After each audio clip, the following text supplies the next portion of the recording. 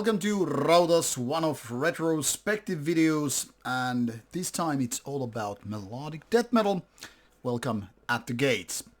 Now there is no particular reason why I'm talking about this band today, but I guess the main reason is that I've been going through my own record collection, the one that you see behind me, partially anyway, in alphabetical order. And that's why I've gone through letter A, still going actually finishing it, because this is very recent from this later part of 2023. And as such I of course stumbled upon At the Gates. And while of course many of these releases are something that I've been listening to past few years, this new retrospective thing that got started in 2023 kind of got me going. Maybe I should be talking about At the Gates. As with the previous ranking videos, they are all, selected for the bands that have been, ceased to exist. At the Gates still being very active, as well, especially after the comeback dated so many years ago. And because I've been listening to At the Gates, not just the albums in my own collection right there, but also I decided to revisit some of the older ones, because this is a band that got me going, making a wild guess here, making an estimation, 1996 probably. And when I heard, I think it was the song Cold from Slaughter of the Soul, it got me blown away. I was like, wow, this is something very much more fierce in the terms of melodic death metal than so many other bands I've been listening to. Not that there were many, mind you, back in the mid-90s for me. I was roughly going through the bands like In Flames and Dark Tranquility, probably some later Hypocrisy during the late or mid-90s.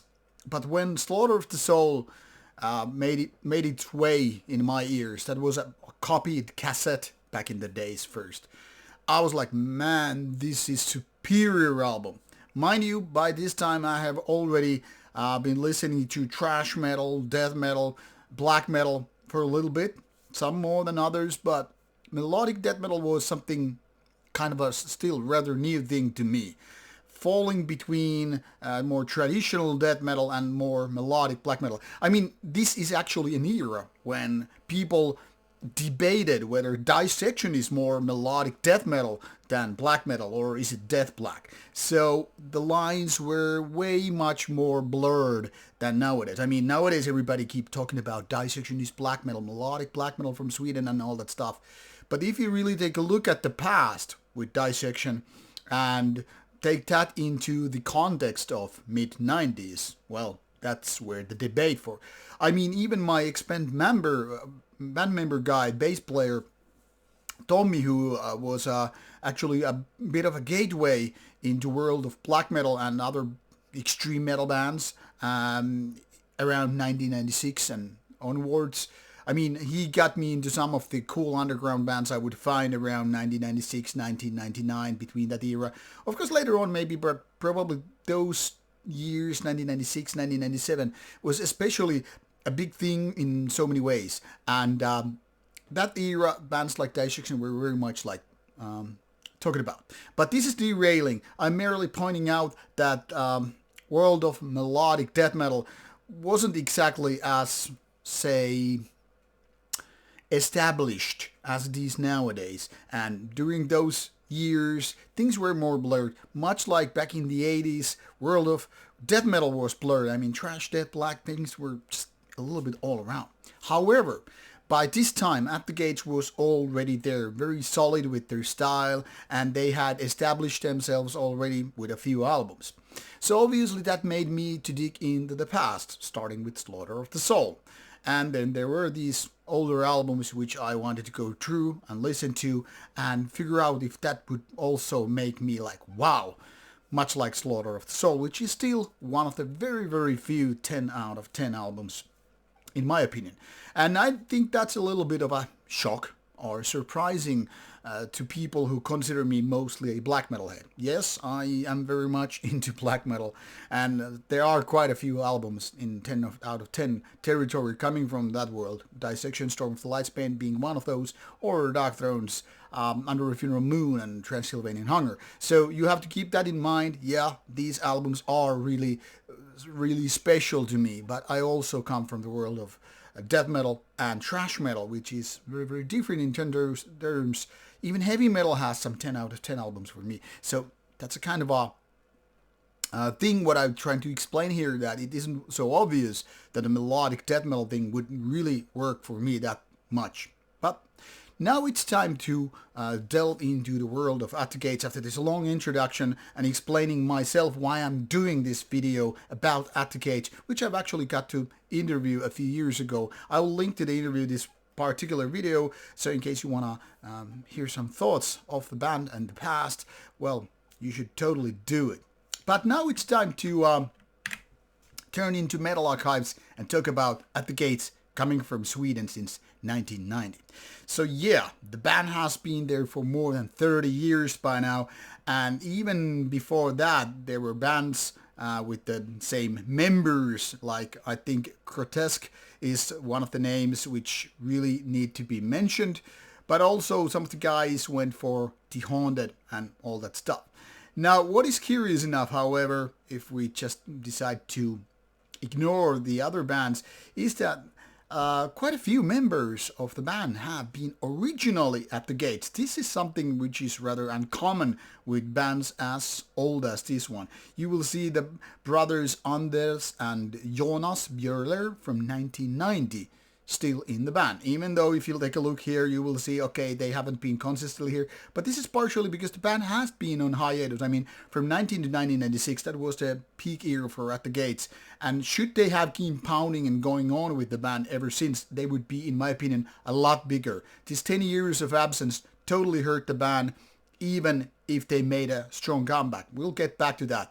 But, I mean, being out of the game for 10 years when extreme metal scene was just building up so much, growing a lot, means that yes, they got hit by the bullet, they were hospitalized, figuratively speaking, of course, meaning that the band is still relatively big, but maybe not mainstream big in the sense what they really could be with this kind of music.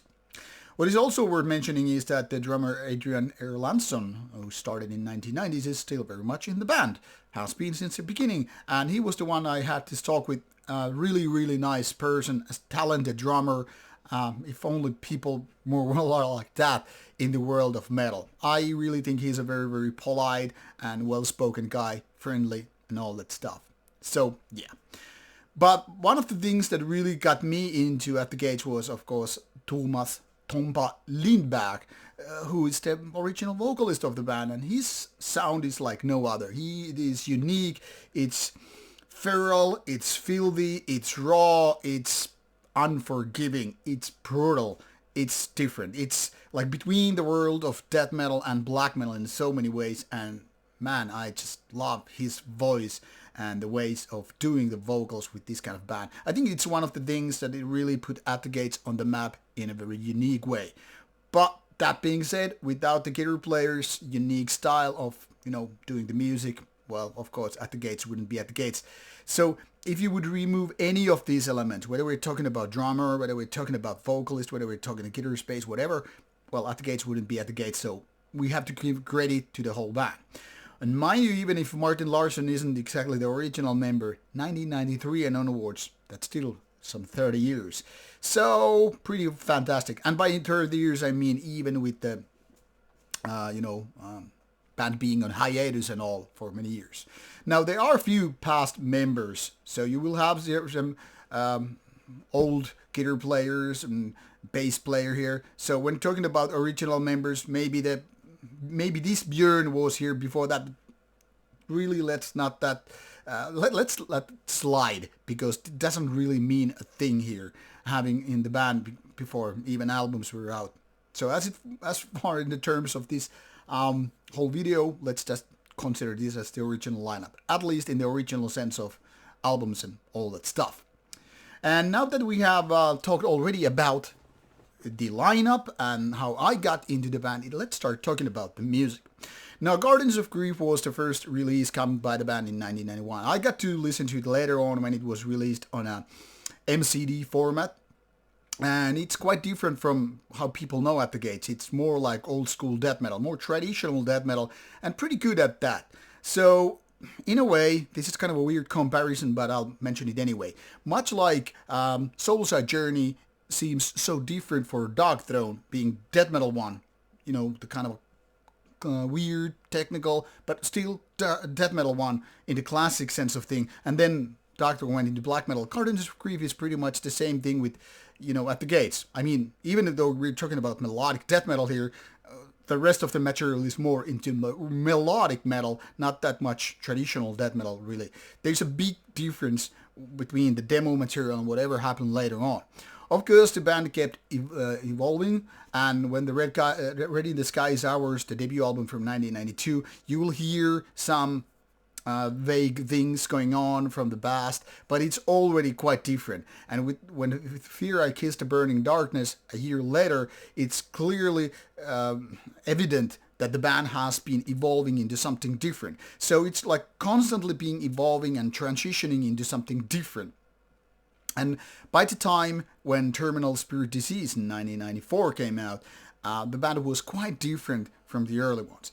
And this being said, now I have to mention that when I came from the Slaughter of the Soul 1995 past, I felt like this was not even near. I tried listening to them, I had them on CD, but it wouldn't work. And now listening to these albums so many years later, I really, really remember why I got them rid of in the past, because never worked that much for me. But then it became the stop. Slaughter of the Soul seemed like a swan song for the band so many years, and nothing really happened here except for these live albums, box sets, splits, whatever. But this is all meaningless when we're talking about the big steps, also known as albums, in the world of At the Gates. So when they came back with At War with Reality 2014, I bet I wasn't the only one expecting something Slaughter of the Soul like to happen and being really good. Also praising us for a disappointment. Well, technically speaking, this was both, paradoxically. I mean, it was a good surprise because it sounded so much Slaughter of the Soul, even though there were more like almost 20 years difference. However, that being said, this is nowhere even near to the level of Slaughter of the Soul when it comes to the quality of the album, and that is for two reasons. First of all, while this is much like a continuation to Slaughter of the Soul, it's almost more like Terminal Spirit Disease, because Slaughter of the Soul is more trashier, it's more aggressive, and in my opinion the darkest album by the band ever. Whereas At War with Reality was, I mean, it could have been the album between Terminal Spirit Disease and Slaughter of the Soul in terms of style. So it's like tapping into the past and tapping into the back of the band's, you know, whatever they were recording back in the days. And in a way, it's a good comeback, but it's also like a, hey, it's not nowhere near. It's not like Rain Chaos versus Storm of the Lights Bane kind of a disappointment with, you know, Dissection Camp, but something similar in the sense of it's not exactly the same, but still kind of also the samey, similar. Now, when To Drink from the Night itself came 4 years later, of course, there were hopes that the band would be, you know, picking up with At War with Reality, going, you know, maybe further a little bit, taking to the next level or whatever, but instead, in my opinion, it was a step down. And as such, it was more like a diluted version of what War with Reality was going on. Sounds At the Gates, totally, but the magic isn't exactly the same. It's not really so much about production, it's not so much about, you know, that the given style is missing, but it's not like the songs are not that good and not that catchy. And it felt like, okay, now they are what a lot of bands are doing with their second and third album. Doing exactly the same with the first one or two albums, and then you're just like running out of ideas and trying to keep the puzzle going. Don't get me wrong, it's still pretty good of an album, but it's not as good as, well, War with Reality, or what we follow up 3 years later, The Nightmare of Being, now 2 years old, which I think is actually a good album and one of the best by At the Gates. So now it would be time to sum up some of the things about the lyrical content versus what the music is, because the music has always been melodic death metal, aggressive, and with the Stomp's unique kind of a screamier side of vocals, which are definitely not the typical death metal growling or some kind of a grunting even, but more almost like black metal shrieky through the vocals, which is something that probably doesn't resonate with all the people looking for death metal vocals. But it's also way more feral than for example, what In Flames and Dark Tranquility and other bands like that, Gage of Ishtar, was doing. So while they were like more on the basic safe side of black metal screaminess, At the Gates always were more brutal, more challenging, and in my opinion, that's why they are so fucking good.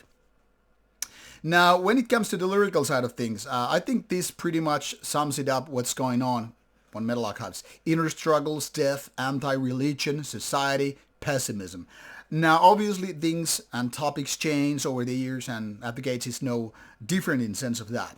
Now, I would say the first lyrics on the first albums, they are more poetic. They are more like putting some cool words and here and there and just trying to convey a message. And I'm often as a reader, I'm like, I'm not sure what are you trying to say. Yeah, you're pointing out anti-religion here and there, like basically giving a middle finger to Jesus Christ and all. Christianity, check. Good that you put that down. And of course, there is this feeling that you're dealing with dark topics, not in the sense of black metal, but not also in the way of world of death metal, not violence, but like I said, inner struggles, pessimism, death, and it's very, very poetic, kind of nice, but also getting the same vibe than from Paradise Lost. Cool words, probably cool ideas here and there, but most of the time I'm like, I'm not sure what are you trying to say. So as such, I don't feel them like they're personally touching me or that I'm related to those lyrics. They're not resonating with me that much. I'm still like, okay, whatever. But with Slaughter of the Soul, I think it started to change. It was almost like the band went more into the world of darkness, grieving, darkness, pessimism, and started, slaughtering the soul.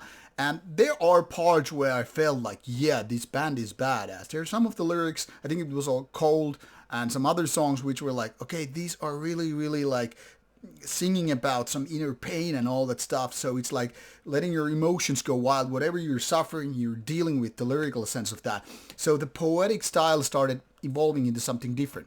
Still, mind you, a lot of these lyrics later on, even including Slaughter of the Soul and the other albums after that, they're not maybe as poetic, but they are not very obvious in what they are trying to say. Yes, they're dealing with, once again, darker topics, death, suffering, what have you, inner struggles, but also they're kind of vague. You have multiple ways of interpreting them, like what they're actually saying. Some sentences sound really, really like, okay, this is really cool.